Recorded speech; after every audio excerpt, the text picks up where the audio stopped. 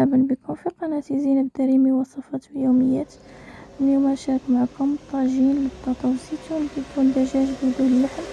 سهل التحضير. المكونات ديالنا عبارة عن بصل بيضة، شوية ديال الربيع مخلط، كنزيدو عليه راس معلقة ديال سكينجبير وابزار والملح ومعلقة ديال الخرق ومعرق. نخلطو المكونات ديالنا مع الزيت ونحطهم فوق البوطة يتشحروا مزيان حتى يطيح لينا البصل ديالنا، وكنزيدو عليه الماء وكنحطوه في الكوكوط ونخليوه يغلى مزيان.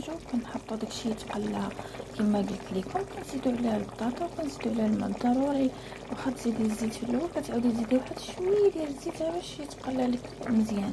ومن بعد كنحطو داكشي يطيب بلا لحيمه بلا دجاج بلا والو على مخو، وكنخليوه يتقلى مزيان حتى كتطاب لينا البطيطه. مره كنطلعو كنشوفو البطيطه واش طابت ولا لا، حتى تحسي بها بدات تقرب الصافي قربت طيب، وديك الساعه تزيدوا شويه ديال نحيدو شويه من هنا قبل الحراره.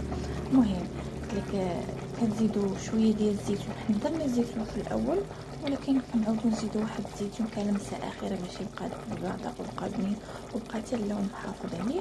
ولا ما بغيتوش يعني كتكتفيو بداكشي اللي درتو في الاول، وكديروا في الاخير شويه ديال الربيع كما تشوفوا اللون ديالو اخضر، كيعطي واحد اللون زويون وكيخلي واحد المذاق زوين.